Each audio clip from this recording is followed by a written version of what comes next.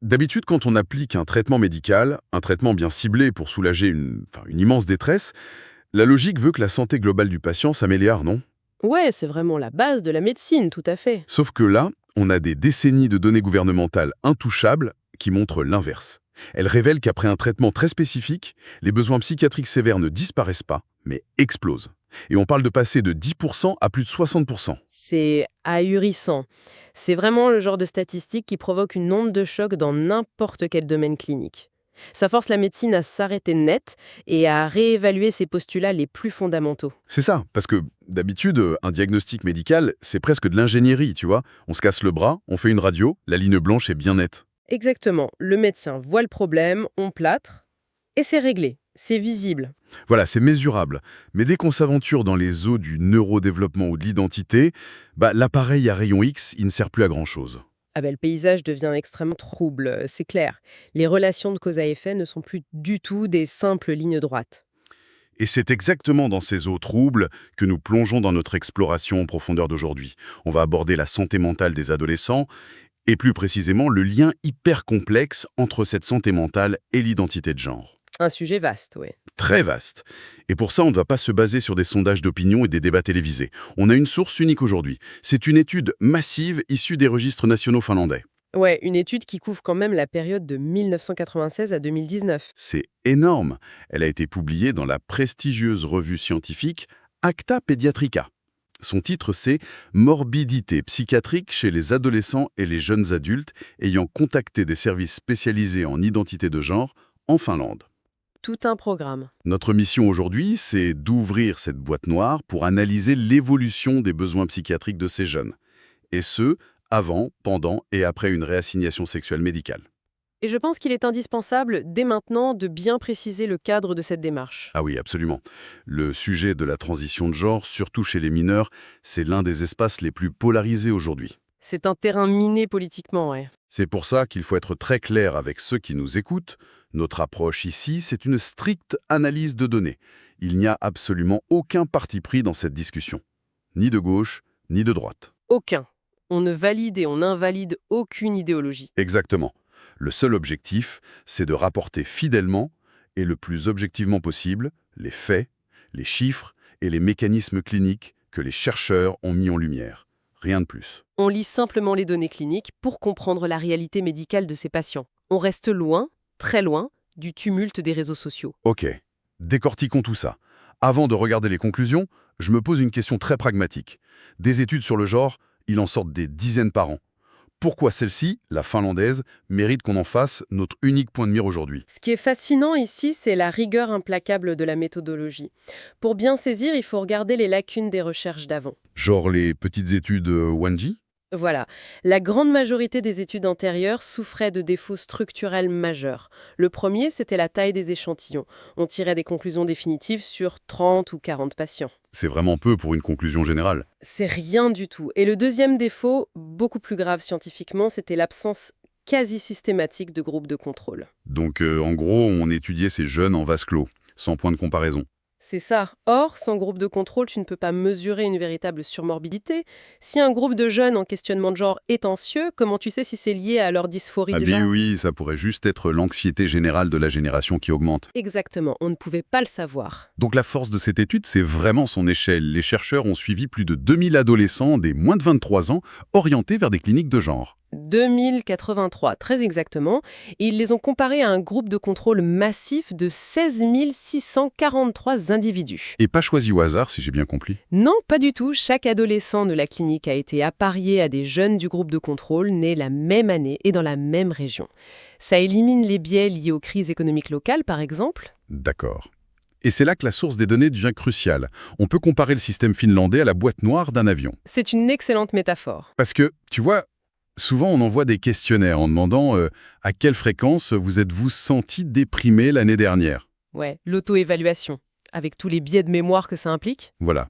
Le cerveau oublie, ou alors les patients qui vont vraiment mal abandonnent l'étude en cours de route.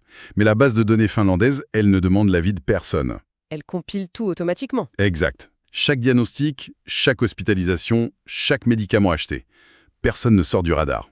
C'est brut, c'est redoutable. Et c'est cette méthode qui permet d'établir une ligne de base indiscutable.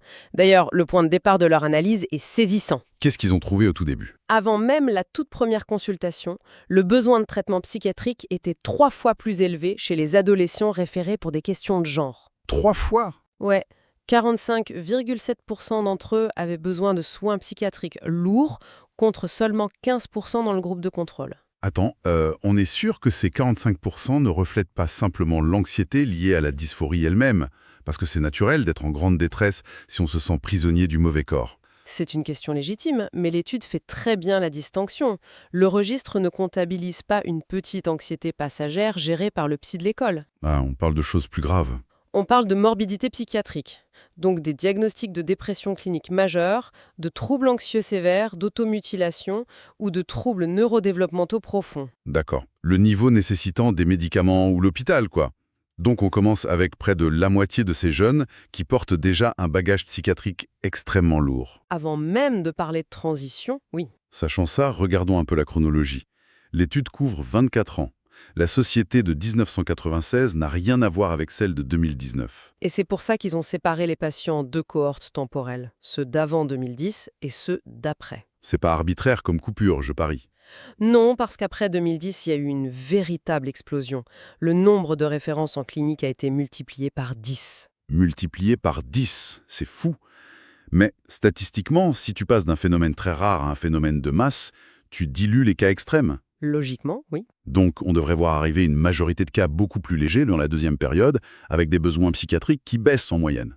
C'est ce que la plupart des professionnels de santé pensaient.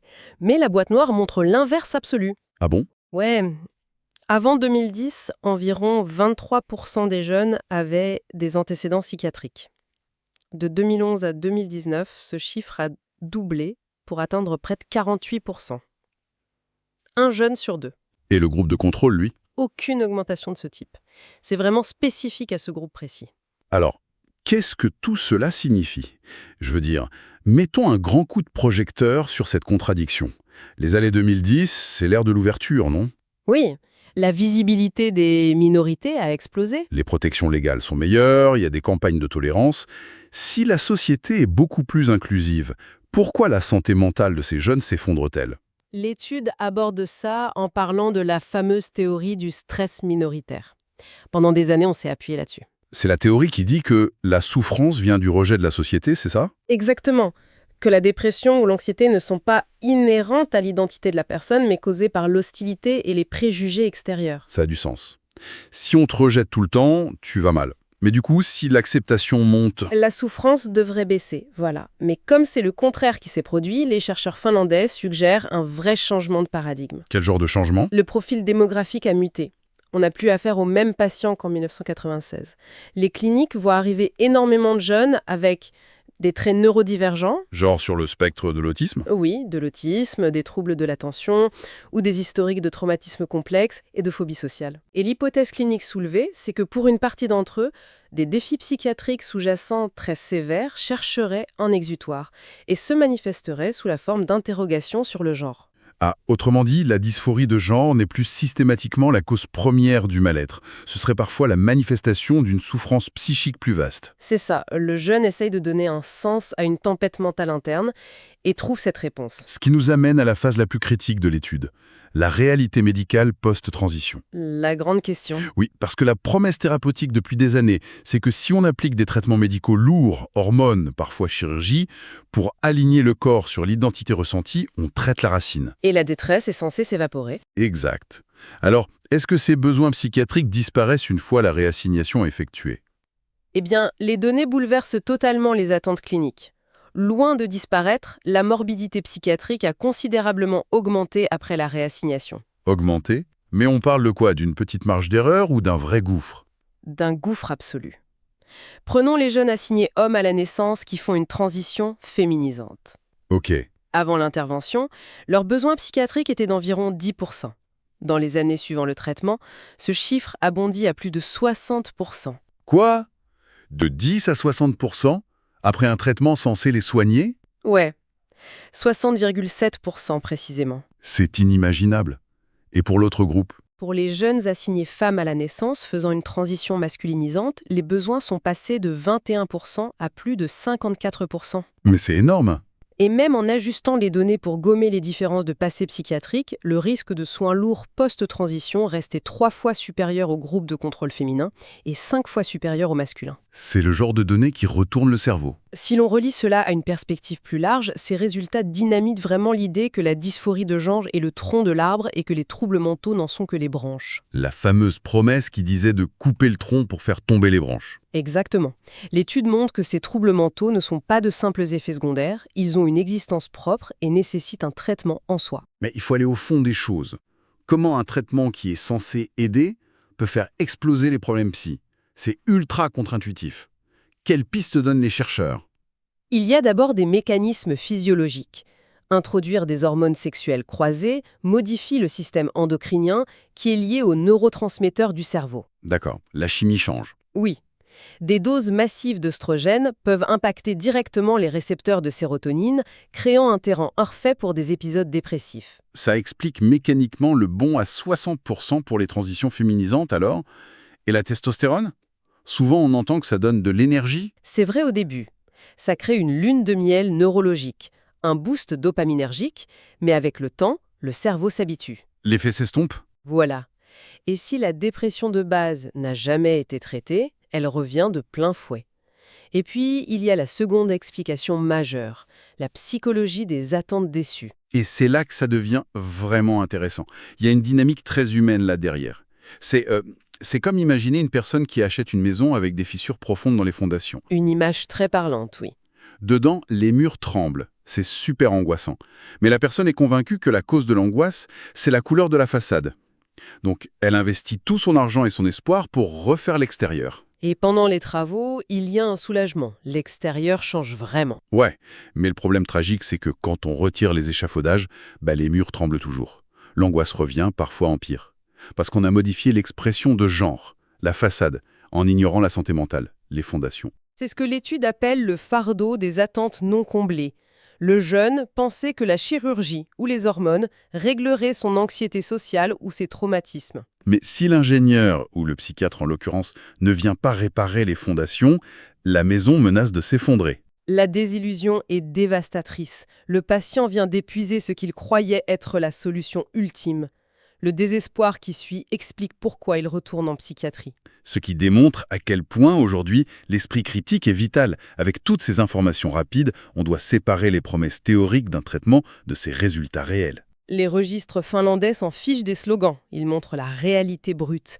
Et elle est claire, le traitement médical de la dysphorie ne remplace jamais le traitement des comorbidités psychiatriques. C'est une grosse erreur conceptuelle de penser l'inverse. Majeure. L'étude insiste sur le besoin vital d'évaluer et de traiter la psychopathologie indépendamment. Bon, récapitulons calmement tout ce qu'on a vu. Premièrement, ces adolescents ont une morbidité psychiatrique bien plus élevée que la moyenne, avant même toute intervention. 3 fois plus élevée, oui. Deuxièmement, cette tendance s'est aggravée depuis 2010. Les profils sont plus lourds, ce qui contredit la théorie de la société inclusive qui guérit tout. Tout à fait. Et troisièmement, le point central, ces besoins psychiatriques sévères ne s'estompent pas après la transition. Ils s'intensifient de façon spectaculaire. C'est le résumé parfait de 25 ans de données. Alors pour conclure, prenons un peu de hauteur. Si une simple intervention médicale ne résout pas la tempête sous-jacente, comment la médecine va devoir évoluer? On se dirige vers des cliniques à double voie. Fini le modèle séquentiel où l'on traite l'identité pour espérer guérir le mental. On ferait les deux en même temps, hein? Voilà. L'exploration du genre et la psychiatrie lourde traitées comme 2 voies parallèles, menées avec la même intensité, potentiellement pour toute la vie. Une refonte totale de la philosophie du soin. L'appareil à rayons X ne suffira jamais pour la complexité de l'esprit humain.